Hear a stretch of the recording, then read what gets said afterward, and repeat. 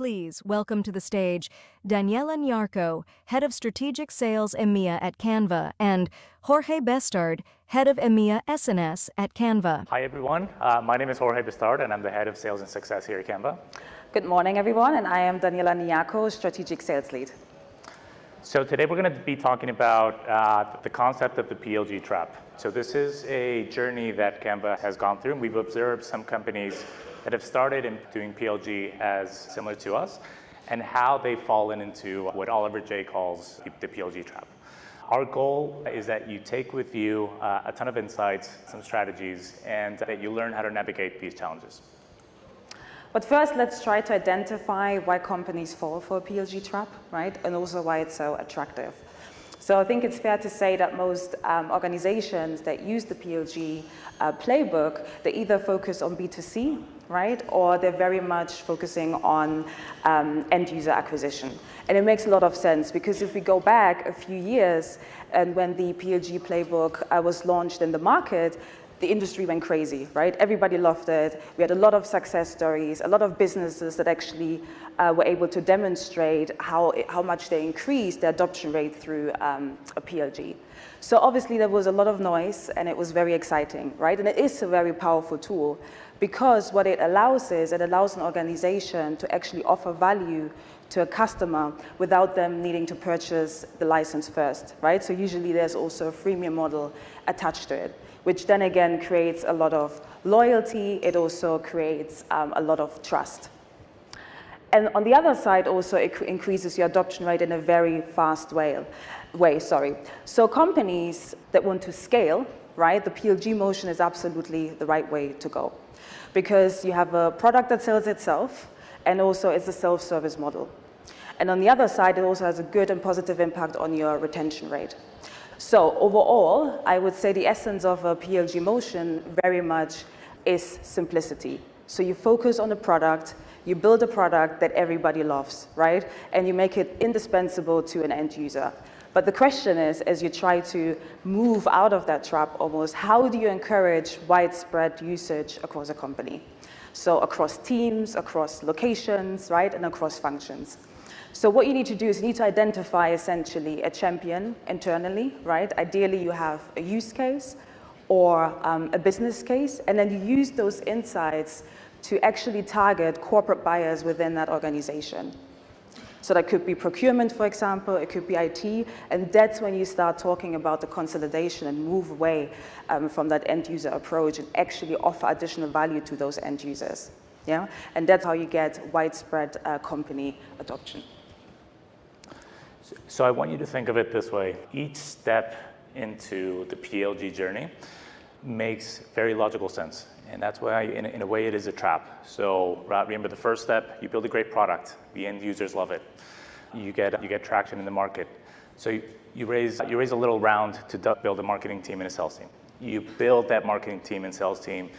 All of a sudden, you see that hockey stick. You continue to rise. You're deeper into the trap.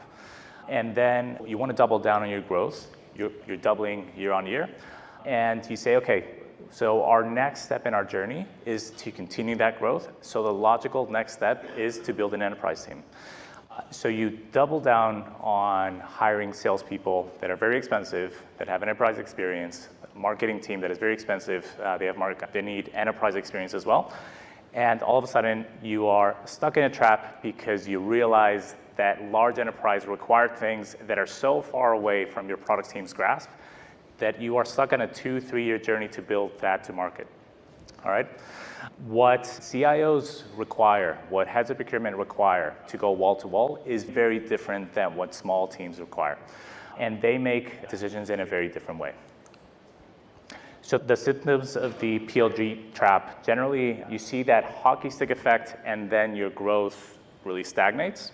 You have a lot of difficulty going up market, and you require it because you've told your shareholders, hey, we're going to take over the enterprise, right? And then there's a big disconnect between what the product delivers and what procurement teams and IT teams are telling you. Now, to go a little bit deeper into what we've observed in the market is actually that PLG companies, they do experience that huge growth, that hockey stick effect with small and medium businesses. However, they struggle to go beyond the 5 billion valuation. So think about companies that are in the market right now that started as PLG companies. Think about Asana or Evernote or Dropbox. So these kinds of companies, they've all had a very hard time breaking through that 5 billion valuation once they went to market. Now, the difficulty in going up market as well is that all of a sudden your cost of acquisition just increases. So the growth that you were doing earlier, that 30-40% year-on-year growth that you were doing at certain unit economics, that completely shifts once you need a legal team that serves procurement teams, once you need a product team that builds for the enterprise. They actually found that PLG companies are 10 to 15% less profitable than their sales-led counterparts. And to finish off, the disconnect between the capabilities and the demands of these teams mean that the journey is extended. So we're in Europe. One thing that I'm sure everybody's faced when dealing with procurement teams for Fortune 500 companies, data residency. We need SOC 2. We need a certain MSA that a lot of times when you're going into the enterprise for the first time, you're faced with, and you're like, oh shit, I actually have to prepare all this. And it's not something that you turn on like this, right? So to break through the 5 billion valuation barrier, companies really need to make a shift, right? And shift needs to happen at the right time. So they no longer can lead with a product-led strategy, but maybe perhaps they need to lean more towards traditional methods, right? So let's say going back to sales. So the product alone no longer sells itself. We need additional input, having a pre-sales team, having a post-sales team. And it's very important also to understand that this isn't easy, right? It's not just like flipping the switch and from one day to another you escape the trap. But it takes a lot of collective effort as a business, right? You need to build out a roadmap, essentially, and then you execute on a go-to-market strategy. But one thing that we have seen is that companies that have not been able to make that shift at the right time, they stay stagnant. And once they're stagnant, it's extremely difficult to get out of that place. So let's look at a couple of examples. So we have here Dropbox and Slack, which I'm sure we all know, or some of you might even use. And they have one thing in common: they use their product to drive user adoption, right? So within a very short period of time, they had hundreds and thousands and millions of users within their platform. But as they scaled, they all had a couple of challenges, right? So Dropbox, for example, they started off with their freemium product. Again, within a short period of time, they managed to get millions of users. We all know it. We used it during our uni times, school, work, right? It was always a favorite tool for many. But then actually, as they were trying to bridge into enterprise, they realized, hey, we have an offering that's only focused on the product, but there are things missing. Advanced security controls, for example. Right? Admin controls, for things that companies really need in order to operate in an effective way. Likewise, and then on the other side, of course, we have Box, which only focused on enterprise. So actually what Dropbox has seen is they saw a decrease in their year-over-year growth falling from 25% all the way down to 8% in a very short period of time. And if we look at Slack, so Slack, very similar use case here. Their go-to-market strategy was it's very easy to use. It was catered towards small teams. It's all around productivity and collaboration, as we know, right? And then what happened? 2020, COVID hit. So all of a sudden, there was a huge demand for such tools, right? And the question was, were they ready? So they actually had to build in an additional comprehensive suite of enterprise kits, right? Which I think in their case was Enterprise Grid, which allowed them to have, which allowed users to have multiple workspaces. And then, of course, we also know what happened there. Teams later came in and focused on enterprise only, right? So we're going to talk a little bit about Canva, and our journey is still being written. As you saw in Jason's talk, we are still growing quite a bit, but we are going through a certain journey. But our journey definitely started in the consumer side of things. So we started targeting individual users and small businesses. And as a tool, we became very popular, just created a huge groundswell. We have 185 million monthly active users. And that was a great place to start fishing for enterprise clients. Now, what we discovered after almost 10 years in the consumer space is that as we started to dabble into the large enterprise space, we were slowly digging ourselves into the PLG trap, right? The exact same symptoms. We had staggered growth in the enterprise. Our enterprise features were not ready for what our enterprise customers were asking. So we almost had a heart-to-heart with ourselves, and we said, we have a product that is great for teams. We don't have a product that is great for enterprise yet. So we really pulled on the brakes and we said, okay, let's focus on doubling down on teams, and let's create almost a separate kind of company. Let's separate the product team, the marketing team, the sales team, and let's give ourselves a leeway of 2 years to build a pure enterprise product. Exactly. So we also had to go back to the drawing board, essentially, right? Because we were focused on B2C first. And as we try to understand, what does enterprise look like for us? What do we need to do? What's missing, essentially? We had a great product that was selling itself, but all of a sudden, it was a little bit stagnant. So we also went back and looked into collaboration tools. So maybe perhaps shift away from just a traditional social media tool and going into a productivity tool. So collaboration, admin controls, organizational hierarchy, so that companies can really mimic their business structure within Canva. So the process involved 4 main pillars, and one aspect that was really important was really to understand the market demands and also trends, right? So we took big bets straight away. Very early on, we were one of the adapters of AI in the tool.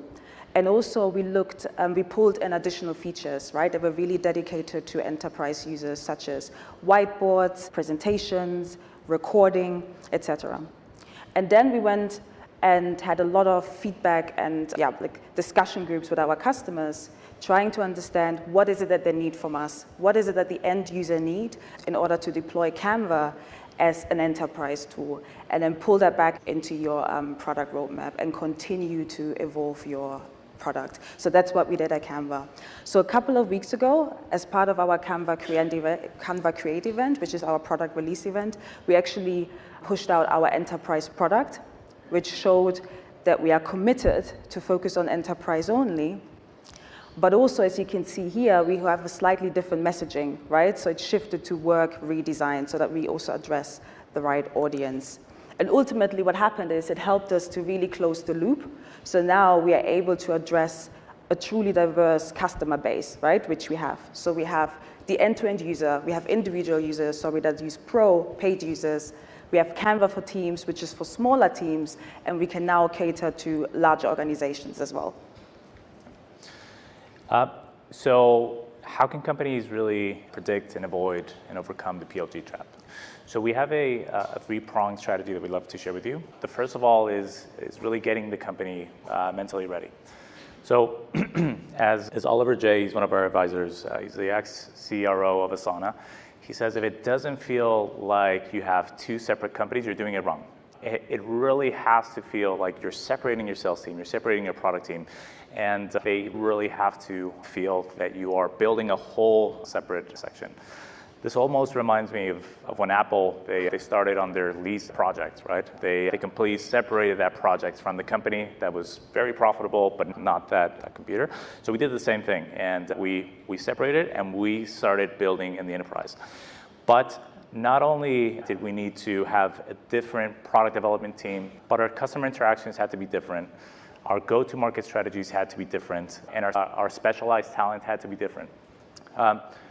Think of finance.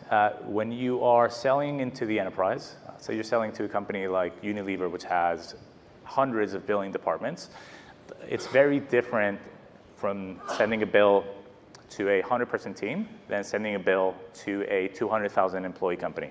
So your finance team that is very focused on teams and users, all of a sudden they're going to be focusing on how to build their structures for a enterprise product.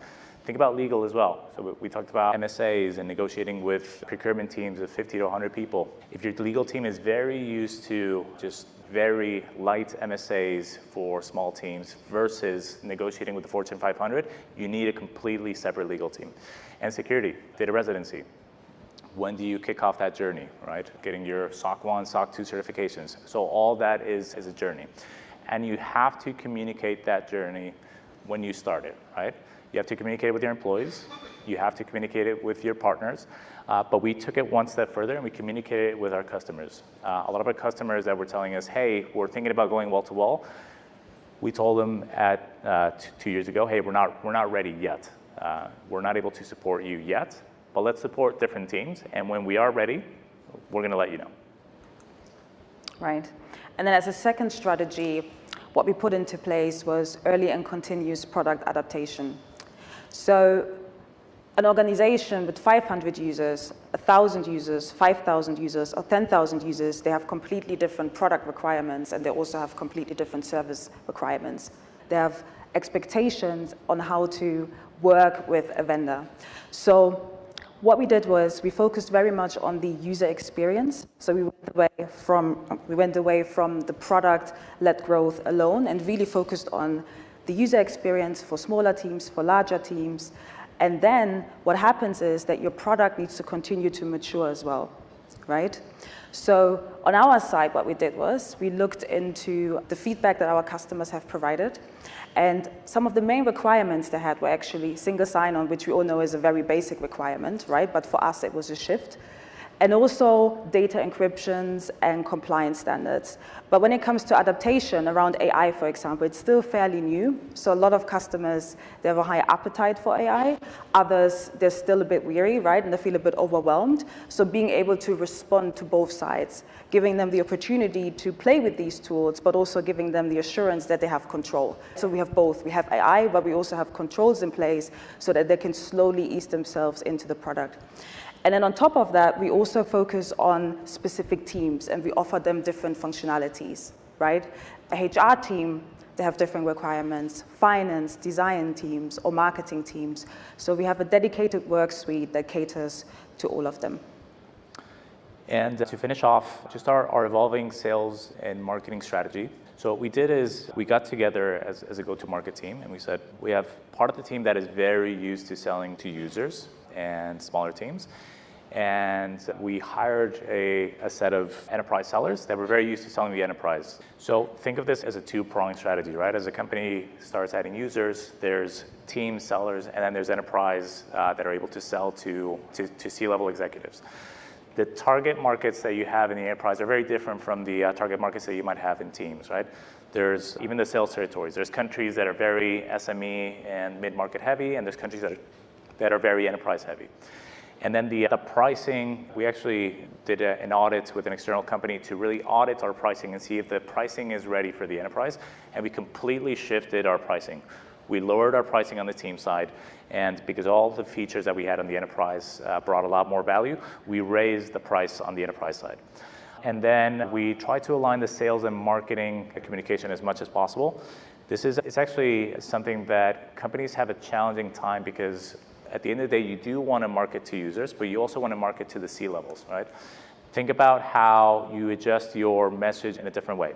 The value for a user is very different than a value for a head of IT or a C-level who is never going to use your product, but they need to know how it's going to influence their business.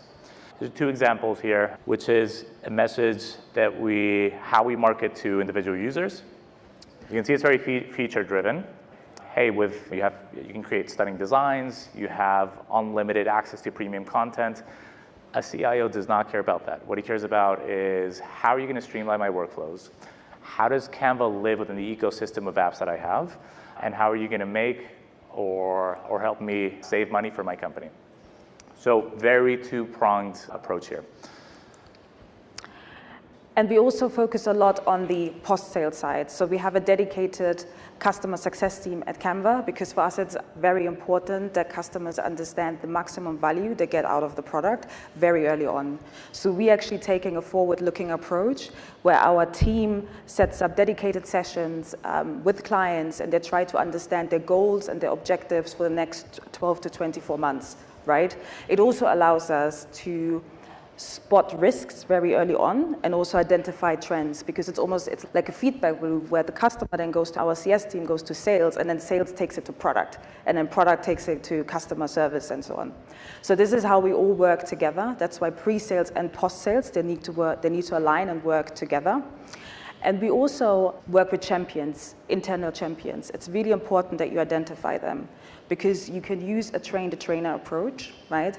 Those champions can help you with the adoption rate. They can go out, sell to different functions, different regions on your behalf. It really helped us also to build a lot of trust and loyalty with those customers. So in the end, it's all a balancing act, right? As you can see, PLG is a powerful tool, but it's about balancing the strength of a PLG strategy and the demand of enterprise customers.